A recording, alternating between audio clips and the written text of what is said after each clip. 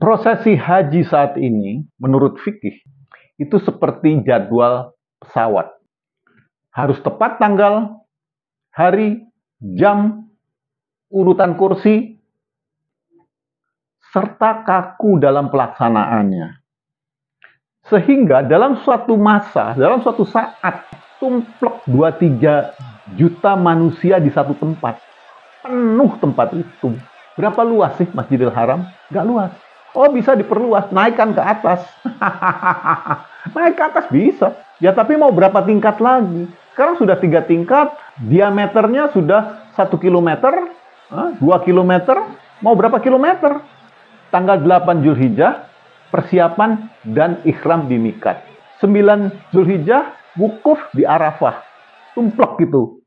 2-3 juta orang di Arafah. Kemudian mabit di Musdalifah. Rombongan itu pergi ke Musdalifah, menginap di situ sebentar, kemudian ke Mina. Tanggal 10 Zulhijjah itu lontar jumroh Akabah di Mina. Tumplek itu 2-3 juta orang di Mina. Ini adalah tempat yang rawan kecelakaan dari dulu. Masih tanggal 10 Zulhijjah, bercukur dan tawaf ifadah. Tumplek lagi 2-3 juta orang di Masjidil Haram. Kemudian sa'i, setelah sa'i bercukur kedua. Tanggal 11 sampai 13 Zulhijjah menginap di Mina. Tumplek lagi di Mina. Kemudian di tanggal itu melontar jumlah ula, wusta, dan akabah. Setelah itu kembali ke Mekah untuk tawaf wada. Ini adalah ibadah haji, ya. Apa ini ibadah? Apakah ini itu sebuah ibadah? Atau semacam lomba ketepatan di tengah-tengah desakan lautan manusia? Penuh resiko keinjak-injak dan tewas. Nah, itu ada kenyataannya. Terbukti.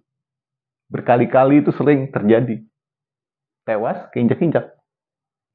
Di lain pihak, ya, Quran mengatakan beberapa bulan yang ditetapkan. Dan Nabi mengatakan, laharat. Gak apa-apa, silahkan terusin aja. Gitu. Gak apa-apa. Fleksibel. Quran juga, Al-Baqarah 196. Kalau kamu nggak bisa melakukan itu, gantikan dengan kurban, puasa atau apa, ada penggantinya. Jadi ada yang salah dengan pelaksanaan haji saat ini. Dan apa itu salahnya?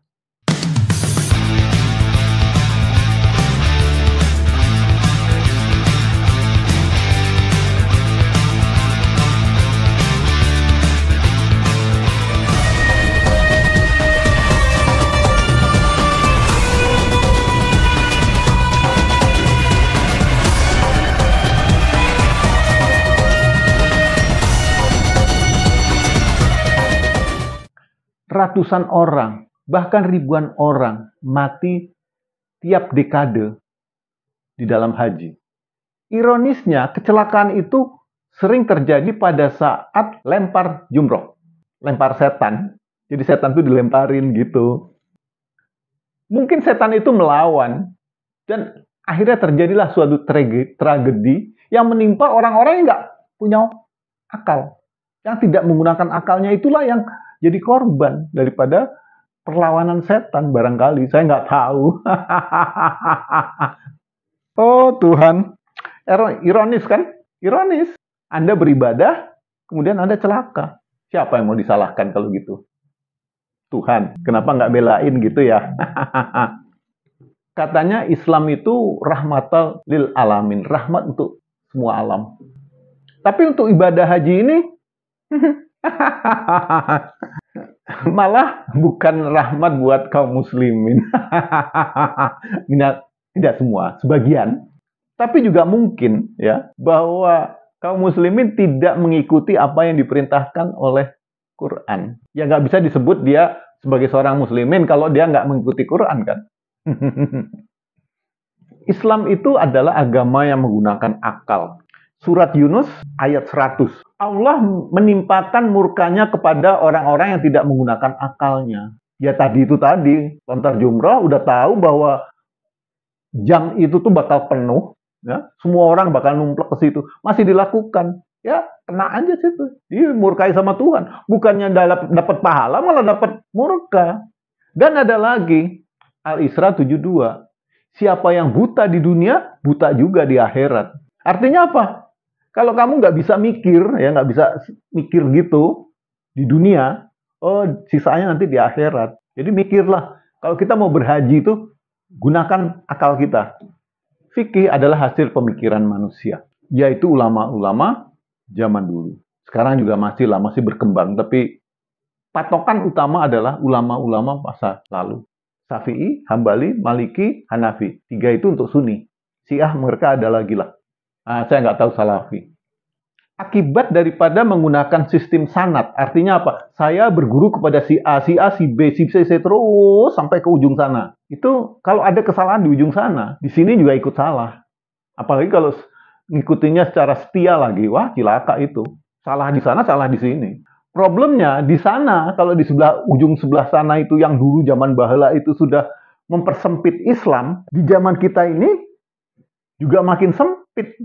Zaman dulu yang haji itu cuma ribuan, sekarang itu jutaan, beda. Jadi kalau mau menerapkan fikih zaman dulu ke masa sekarang itu tidak cocok. Lebih baik baca Quran.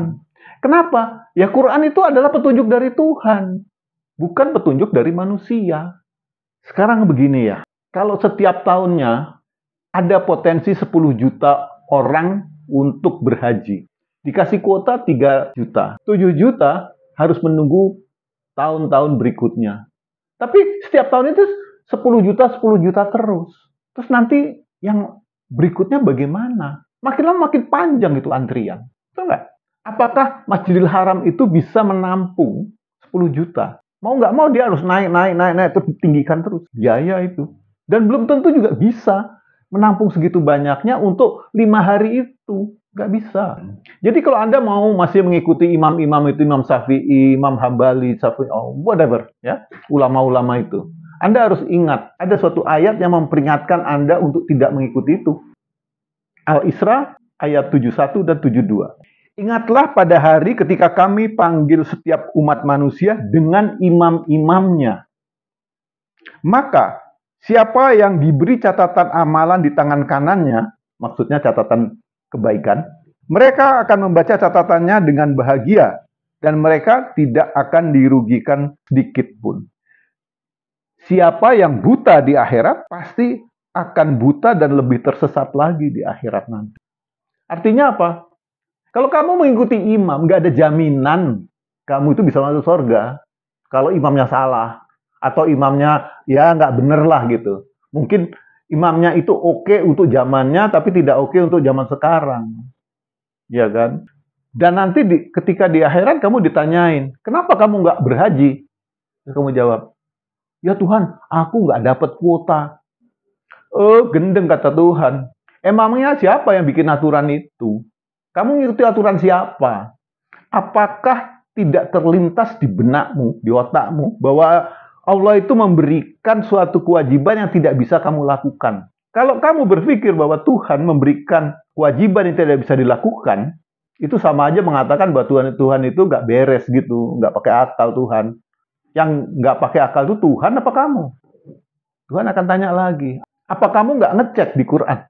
Itu buku yang sudah kukirimkan buat kamu untuk dibaca, bukan cuma buat ditaruh di rak buku. Saat itu mampuslah kau. Nggak bisa jawab. Ada satu hal lagi lah ya. Ulama itu tidak maksum. Tidak bisa tidak salah. Bisa salah. Bahkan Imam Syafi'i bilang, aku bisa salah. Ironisnya, orang menganggap kitab fikih itu sebagai saingan daripada Quran. Sebagai kitab suci untuk pelaksanaan ibadah. Mereka nggak melihat Quran sebagai kitab untuk pelaksanaan ibadah. Malah dibuang itu Quran kalau untuk pelaksanaan ibadah. Kacau kan?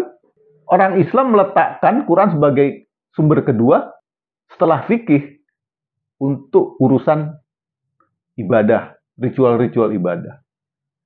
Aneh.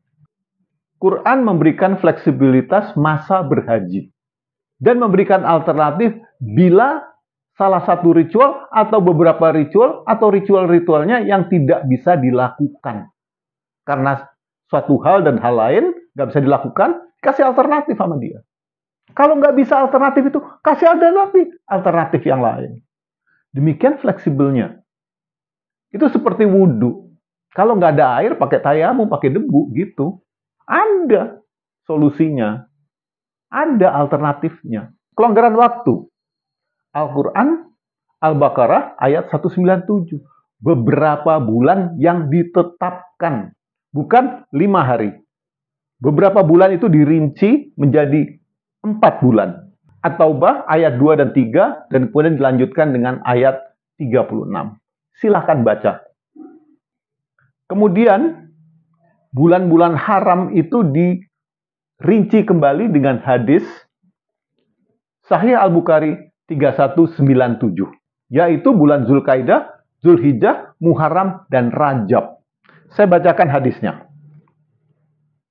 Diriwayatkan oleh Abu Bakar, Nabi mengatakan, masa berputar seperti bentuk aslinya di masa ketika Allah menciptakan langit dan bumi. Setahun ada 12 bulan, 4 diantaranya adalah bulan suci, 3 bulan diantaranya saling berurutan, yaitu Zulkaidah, Zulhijjah, dan Muharram. Dan berikutnya yang keempat adalah Rajab, dari suku Mudar, yang diapit oleh bulan Jumadil Akhir dan Sya'ban. Nah, di situ jelas mengatakan, ya, 4 bulan itu adalah Zulkaidah, Zulhijjah, Muharram, dan Rajab. Kenapa kita hanya melakukan pada tanggal 8 sampai 13 Zulhijjah saja? Terus dimulai tanggal berapa? Nah, tanggal 1 Zulkaidah dan tanggal 1 Rajab. Itu ada di surat Al-Baqarah ayat 189 tentang hilal. Dibilang hilal itu untuk ibadah haji. Nah, jadi tanggal 1. Tentang fleksibilitas ritual. Al-Baqarah ayat 197. Kalau seandainya suatu saat Mekah kebanjiran, Haram kebanjiran, atau sesuatu roboh, ya, atau ada larangan dari pemerintah, atau apapun lah, ada teroris masuk situ, itu bisa digantikan dengan memotong dam, atau memotong kurban. Kalau nggak bisa, puasa. Kalau nggak bisa puasa saat itu, nanti di rumah juga bisa setelah pulang. Fleksibel kan? Jadi fleksibilitas tuh baik waktu ataupun cara ritualnya. Urutannya pun fleksibel. Itu di Sahih Bukhari nomor 83. Ada orang tanya, Nabi, aku sudah bercukur tapi belum menyembelih kurbannya. Jawabannya Nabi, lah haraj, nggak apa-apa, terusin aja, katanya. Ada juga yang bertanya, aku sudah lontar jumrah sebelum tawaf, nggak ada masalah, lanjut aja, nggak apa-apa. Itu dicontohkan Nabi, ya kan? Terus kita mau ngikutin yang apa? Yang kayak naik pesawat itu, harus tepat waktu dan urutannya harus sama dari mulai check-in, masuk imigrasi, masuk ini, terus masuk pesawat, ya. Urutannya seperti itu. Enggak perlu. Itu kelonggaran yang ditunjukkan oleh Nabi.